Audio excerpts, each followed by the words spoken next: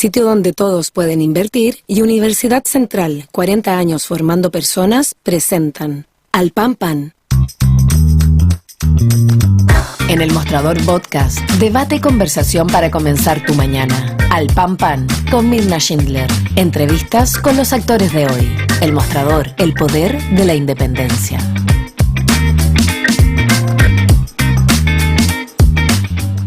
¿Cómo están ustedes? Muy buenos días. Comenzamos un nuevo capítulo, el último capítulo de la semana, previo al plebiscito de este domingo, en este viernes 15 de diciembre. Preparando ya todos los motores, calentando motores para este evento que ya, miren, más allá de lo que pase, culmina al menos un ciclo. Y queremos hablar precisamente de los escenarios que se abren, de lo que está pasando naturalmente en el momento, y tal vez una de las semanas más difíciles para el gobierno, con el senador de Renovación Nacional, Francisco Chaguán. Senador, ¿cómo le va a usted? Muy buenos días y gracias por tener esta entrevista con nosotros. ¿Cómo estás, Mirna? Un abrazo grande y por supuesto siempre disponible en una semana que va a ser clave para Chile y donde estamos cerrando un ciclo muy importante para el país. Sí, pues, mire, vamos a hablar de contingencia. Hay mucho tema que ha salido, olvídese, tenemos, pero para sacar el tejido y sentarnos una hora si usted quiere, pero quiero partir a propósito de estos 2 días, que menos de 2 días ya, un día prácticamente, un día y medio, que queda para comenzar el plebiscito del domingo 17 de diciembre. Yo quiero preguntarle, senador, ¿en qué minuto pasamos de plebiscitar un nuevo texto constitucional a plebiscitar el gobierno del presidente Gabriel Boric? Yo creo que va a ser muy difícil que la ciudadanía logre distinguir entre una buena y nueva carta fundamental, que es la propuesta que se está sometiendo a la decisión de los chilenos el próximo 17 de diciembre, donde nosotros además estamos cumpliendo la palabra empeñada de habilitar, ¿se acuerda?, el segundo proceso, y por supuesto lograr generar un texto que a nuestro juicio es mucho mejor que la actual Constitución, de cómo separamos aquello de obviamente, de la gestión de un gobierno. Mire, tal como yo hice la misma apreciación, ¿se acuerda?, cuando el 4S, dije que este iba a ser una especie también de plebiscito de la gestión del gobierno, también lo planteé en aquel entonces, es porque es indudable que el gobierno está empeñado justamente hoy día en una de las opciones, y por supuesto la mala gestión, la mala administración, que es evidente, por supuesto que se cruza con la esperanza de cambio y de un nuevo pacto social de largo plazo. Yo creo que lo que vamos a ver el domingo es la peor derrota cultural y política de la izquierda gobernante. Y lo califico así, la peor derrota cultural de los últimos 30 años, de una izquierda que además no ha mostrado oficio en gobernar, lo dijo el propio Contralor General de la República, donde dijo básicamente que veía que en la actual administración de gobierno veía falta de experiencia, y esa falta de oficio se notaba. Ya, entonces, pero espéreme, una cosa es la falta de oficio, por supuesto, y todos los errores que se han cometido, pero otra, insisto, muy distinta es poner al centro lo que se tiene que poner al centro hoy día, porque evidentemente la ciudadanía no va a votar si acaso sigue o no sigue el presidente Boric, porque al menos le quedan 2 años más. Por lo tanto, lo que va a votar es si está a favor de mantener la actual Constitución o si está por tener un nuevo texto constitucional. Por eso le pregunto, porque acá es cierto que para la oposición, naturalmente, todos los errores cometidos, ya sea forzados o no forzados por parte del gobierno, son un material muy, digamos, muy sustancioso, ¿no es cierto?, para la campaña de la favor. Pero nuevamente le pregunto, al punto de saber, porque no sabemos tampoco cómo va a ser este escenario, ¿no es cierto?, cuál de las 2 opciones se va a imponer y por qué margen. Nuevamente, ¿no cree usted que se ha exagerado en poner el acento en la gestión del presidente Gabriel Boric para efectos de conseguir más votos para la opción apruebo o a favor en este caso? No es lo que hemos hecho nosotros, al menos. Nosotros hemos puesto énfasis en las ventajas del texto. Yo creo que tenemos realmente un texto que asegura libertades, que asegura los derechos, que todos los temas que nosotros planteamos en la campaña épica del rechazo, que me tocó ser uno de los articuladores de esa campaña del 4S, y donde logramos finalmente un triunfo con el más del 62% de la adhesión de los chilenos, aquellas materias que quedaron contempladas en el nuevo texto constitucional. No solamente porque logramos recoger un concepto de nación, reconociendo la multiculturalidad que hoy día tenemos en el país, el reconocimiento de nuestros pueblos originarios, pero en un solo concepto de nación. Logramos también entender ciertamente que acá había que garantizar las libertades y los derechos de las personas, la libertad de elegir en salud, en educación, en administración de fondos de pensiones. Logramos que la propiedad de los fondos de pensiones quedara consignado, pero además logramos que un Estado social y democrático de derecho avanzara en la Carta Fundamental, y eso fue también una propuesta de Renovación Nacional. Nosotros fuimos los impulsores de las 12 bases o principios orientadores. Nosotros, y en particular el que habla, fue el motor para lograr justamente un sistema mixto, cuando ya incluso la UDI y Evópolis estaban planteando un sistema 100% electo. Yo fui el que no dio el brazo a torcer para los efectos de tener un sistema mixto con un comité de expertos y que nos permitiera justamente tener un anteproyecto con efecto vinculante y que permitiera atemperar la elección de un órgano 100% electo. Y eso ocurrió y fue un éxito. Yo me siento muy orgulloso de ese proceso porque logramos darle un texto a los chilenos que en definitiva es bastante, yo diría que es bastante neutro, a diferencia de lo que se plantea, que prácticamente es una campaña llena de fake news por parte del actual oficialismo. Sí, sí, senador, pero lo que está abundando en estas últimas semanas son dos aspectos esenciales de la campaña a la favor: el que se jodan, que es claramente que se joda el gobierno, y el que Boric vota en contra, Chile vota a favor. O sea, nuevamente, el énfasis puesto ahí. Sí, pero ese énfasis yo no lo comparto en absoluto. Primero, ¿Cuál? ¿Por qué no comparte? Yo no comparto en absoluto ninguno de los dos, digamos, porque yo ¿Por qué? no soy No, porque yo creo que Chile tiene que construir un pacto social de largo plazo. Y ese pacto social de largo plazo implica efectivamente entender que tenemos que construir un proyecto colectivo de nación de mediano y largo plazo. El Chile el futuro tenemos que construir entre todos y no pedir que unos se jodan y otros que no se jodan. No, eso no es el Chile que yo quiero. Y yo creo que de alguna manera ese tema en puntual yo fui bien crítico en su momento, lo hice público y no lo comparto en absoluto. Respecto a cómo vota el presidente, bueno, efectivamente, todos los procesos electorales terminan siendo un proceso en la que quien lleva a cargo ese proceso, el gobierno de turno, efectivamente sufre, querámoslo o no, justamente un plebiscito también respecto a su propia gestión. Que acá vemos un gobierno que ha sido un mal gobierno y eso es evidente, y por supuesto que eso va a generar un contrapunto respecto a la Carta Fundamental. A nuestro juicio, esta es una Carta Fundamental que garantiza la seguridad en términos de tener una defensoría de las víctimas, que es capaz justamente de establecer fiscalías supraterritoriales, que es capaz de entender ciertamente que acá los temas de seguridad están mejor cubiertos, lo mismo en materia de derechos de la mujer, y donde hay una cantidad de fake news impresionante. En la campaña de el en contra nunca he visto tantas fake news juntas, en una campaña oficial transmitida por televisión. Uno podría señalar que esta es una constitución que además garantiza el derecho a la salud. Recordar que incluso esas materias fueron votadas en contra por los consejeros del Partido Socialista, lo que me parecía insólito. Y por tanto, acá está garantizado un plan garantizado universal para los afiliados de FONASA e ISAPRE, un fortalecimiento del sector público, salud. Por tanto, yo diría que acá los temas están bien resueltos.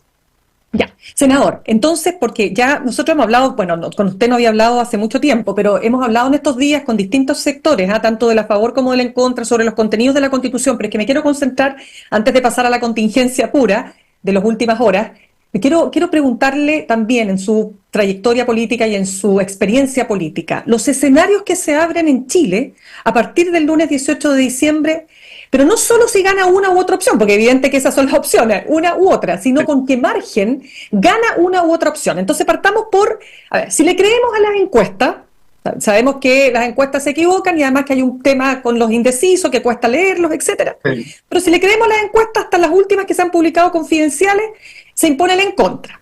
Sería un escenario probado. Pregunta. ¿Qué pasa en Chile? Ya. Pero vamos a ir después a esa. Pero son esas. Por supuesto, estas. No, me refiero a las encuestas, por supuesto, pero es que vamos por ese escenario. Que van a ganar, que todas las proyecciones que tenemos nosotros es que van a ganar en la favor. Correcto. ¿Y esas proyecciones de dónde salen, senador? Estudios reservados, pero quiero decirle que todo indica que va a ganar en la favor, que además ese margen va a ser menos estrecho que lo que la gente piensa. Y donde efectivamente, vuelvo a insistir, esta va a ser la peor derrota cultural y política de la izquierda gobernante hoy día en Chile. Ya, entonces, espérese. Entonces el escenario 1 gana el a favor y usted dice que por un amplio margen. ¿Qué pasa a partir del lunes 18 de diciembre? Un margen bastante razonable, ya. Lo que nos va a permitir justamente, por supuesto, generar un pacto social de largo plazo. Y en ese contexto yo diría que vamos a tener que estar abocados en el Parlamento a la nueva institucionalidad que establece justamente la nueva Carta Fundamental, y yo tengo la confianza que eso se va a producir. Ya, eso de todas maneras. ¿Qué pasa si gana el en contra, senador Chaguán? Si gana el en contra, nosotros hemos dicho que se cierra el proceso, nosotros no estamos dispuestos a habilitar un tercer proceso, y eso implica cómo somos capaces de darle certeza a Chile. ¿Cómo somos capaces de darle certeza a Chile? Por tanto, nosotros no vamos a habilitar un tercer proceso. Yo espero que la mejor manera de terminar con este ciclo de incertidumbre es justamente posibilitando el triunfo del a favor. ¿Qué pasa? Perdón. Sí, dígame. Hay un tema muy relevante. Yo diría, la única forma, además de hacer los ajustes del sistema político, es justamente votando a favor.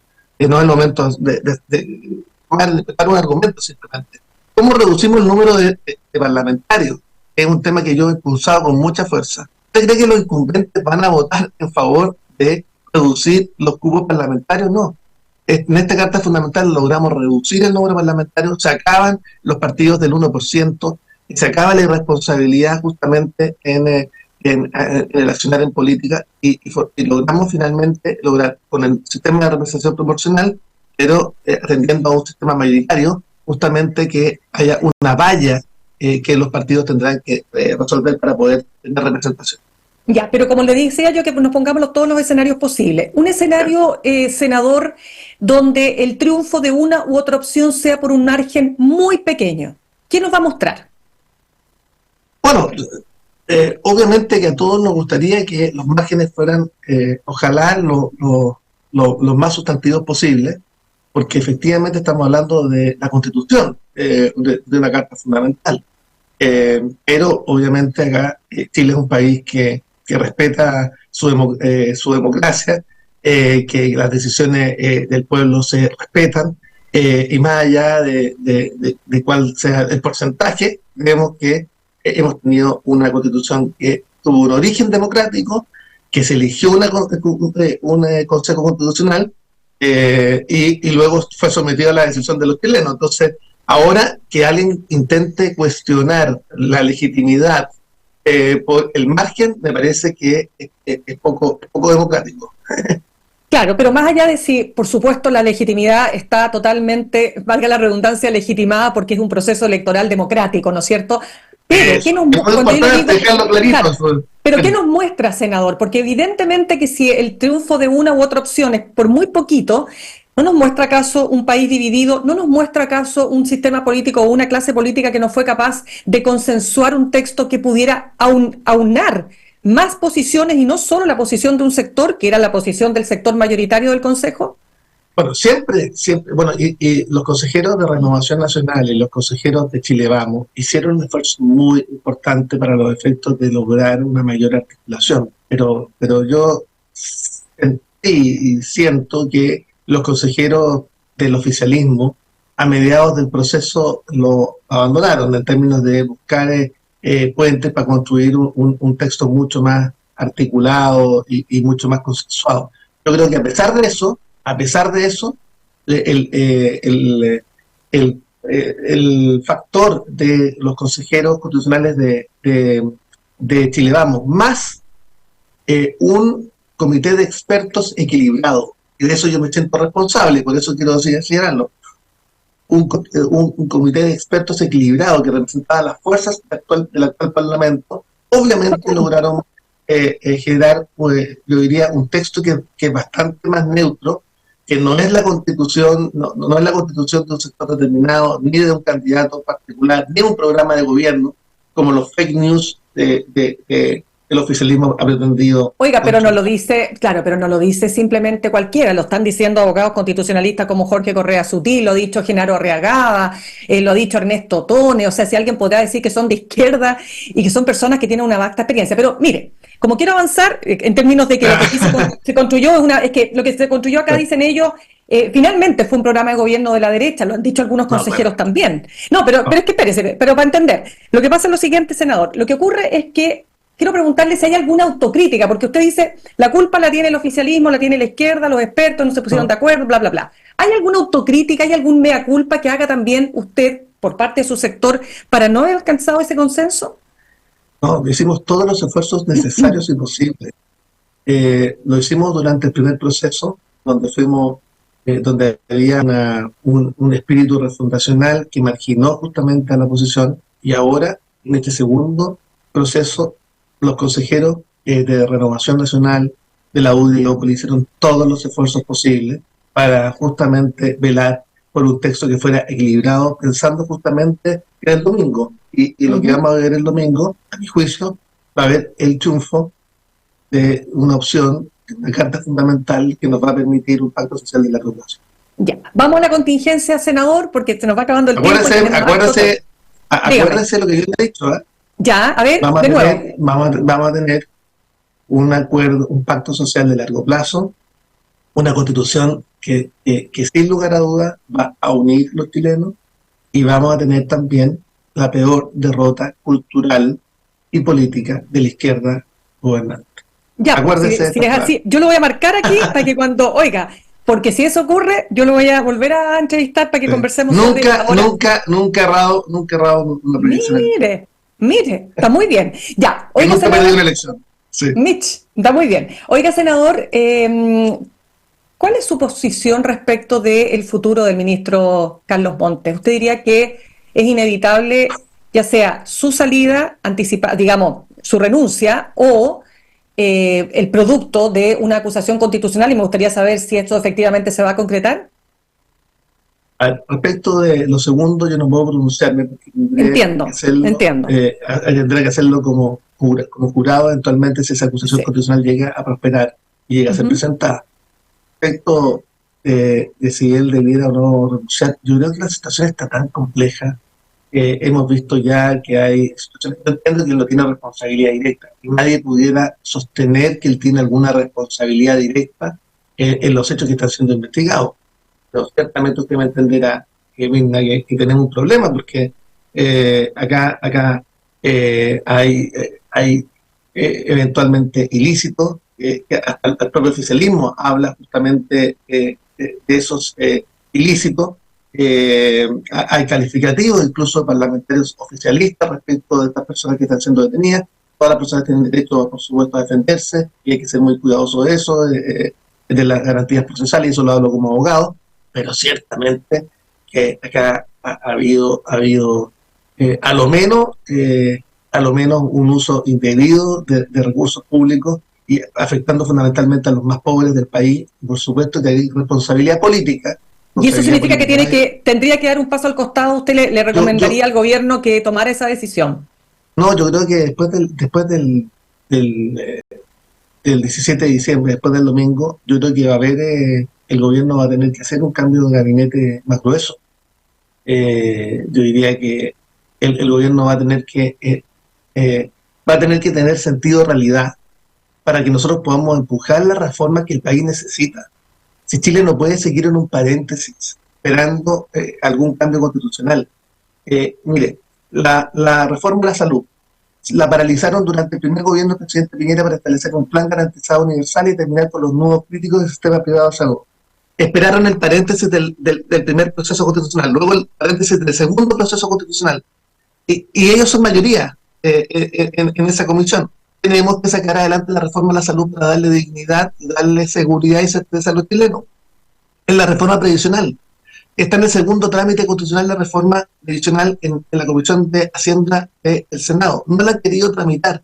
Tuvo un paréntesis justamente esperando un proceso constitucional. Es necesario, en definitiva, que el Estado y particularmente tanto el Parlamento como el Ejecutivo se hagan cargo de la reforma previsional. Pero eso implica abandonar la política de trinchera. Eso implica que el gobierno debe tener sentido de realidad respecto a los votos que hoy día están en el Parlamento. ¿Sí? El gobierno no puede implementar su programa inicial de gobierno porque no tiene los votos.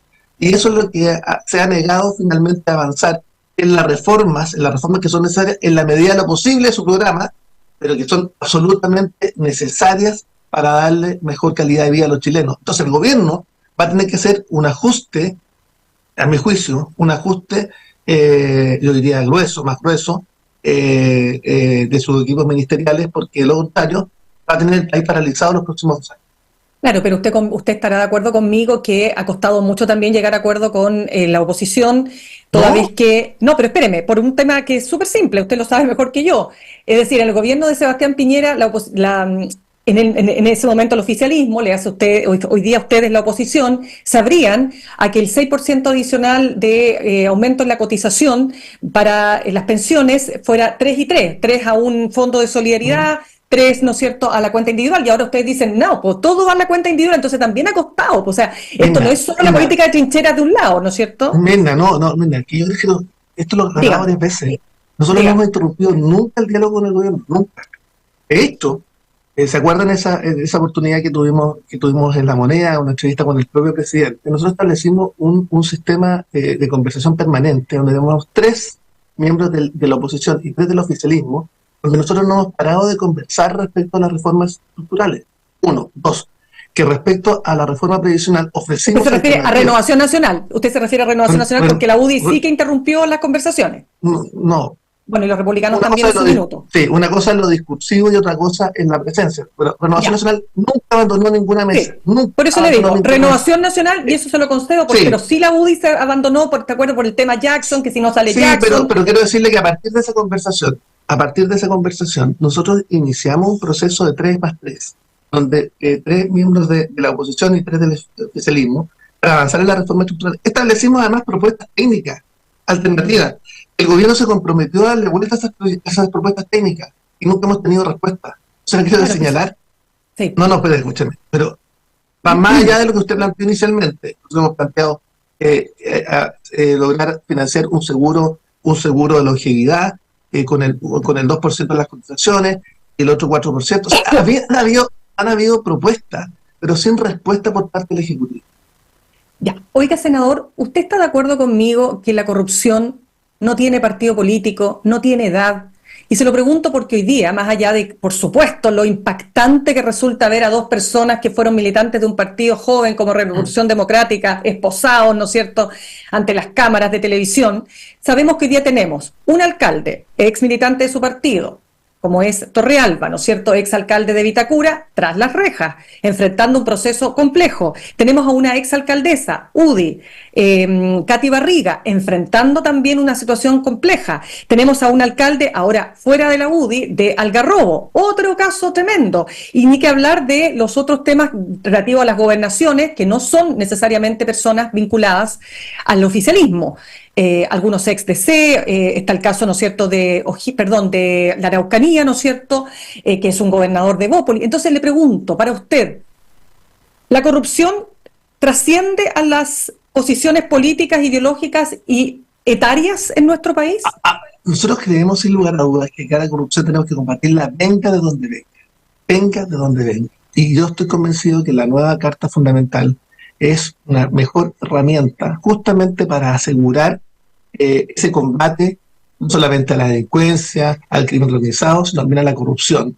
Y en ese contexto tenemos que devolverle la fe pública a la política y eso es clave, eso es fundamental. Y por eso hay que perseguir la corrupción, venga de donde venga. Y Renovación Nacional ha sido un partido que ha sido implacable en esta materia.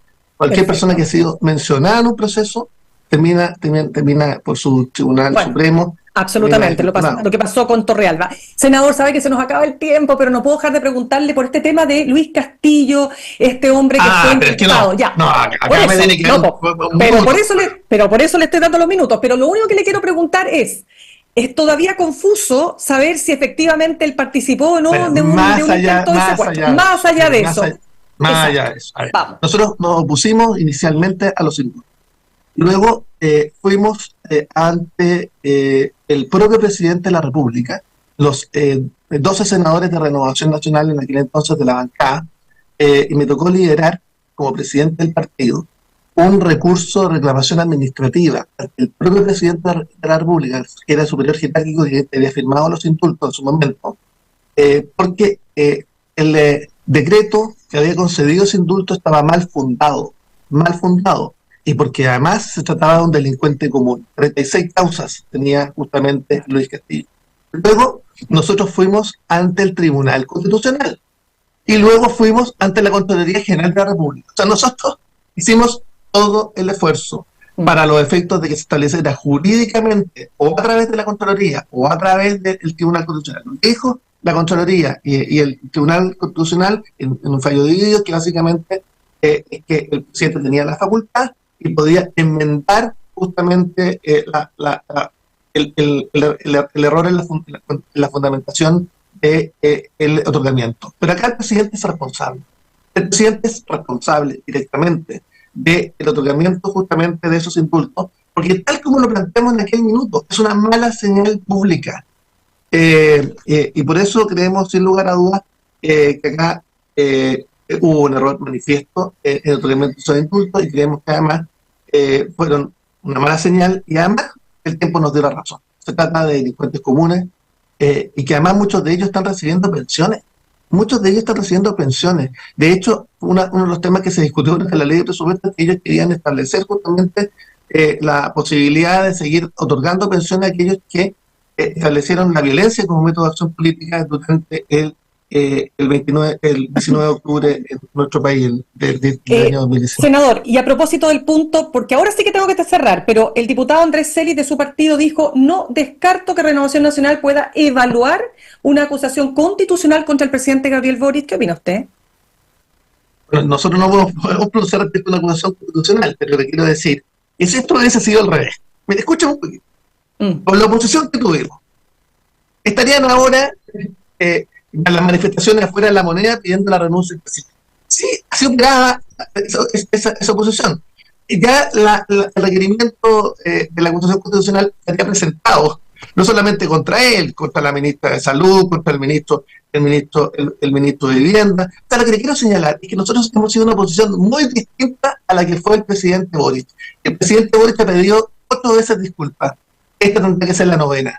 Pero tendrá que darle una disculpa pública al país respecto de un actuar, yo diría, poco diligente en el uso de una facultad presidencial. Y por tanto, acá yo creo que el presidente es personalmente responsable del otorgamiento de ese indulto. Bien, pues, senador Francisco Chaguán, muy agradecida de que haya estado con nosotros esta mañana. Le voy a cobrar la palabra, porque anoté su proyección para este domingo, así que le cobro la palabra para conversar en algún punto. Después le digo el porcentaje. No, pues ya está claro que usted me parece que tiene el oráculo en la mano, así que vamos a ver si efectivamente le funciona. Tengo buena... Me parece muy bien. Como le digo, anotadito, listo, que esté muy bien. Gracias, que tenga buen día. Vamos a saludar a esta hora a nuestros auspiciadores. Ahorrar cotidianamente se puede y de forma organizada, rápida y online con Ahorrando, la nueva funcionalidad de tu app Copeuch, en donde puedes programar ahorros de manera fácil y entretenida, eligiendo tus propias reglas y metas. Haz que el ahorro sea parte de tu vida con Ahorrando de Copeuch. Más información en copeuch.cl. Universidad Central, 40 años formando personas. Ven a vivir la experiencia USEN. Para los que buscan avanzar, posgrados USEN, acreditada y adscrita a gratuidad. Conoce más en posgradosusen.cl. Nos vamos al corte y al regreso estamos conversando con el abogado constitucionalista, director del doctorado en Derecho de la Universidad Diego Portales, el abogado Javier Couso. Nos vamos a meter también ahora desde el punto de vista, ¿no es cierto?, de los escenarios que se abren para el país de este resultado del próximo domingo. Ya volvemos. En instantes, una nueva entrevista en Al Pan Pan con Mirna Schindler por El Mostrador Podcast, el poder de la transparencia.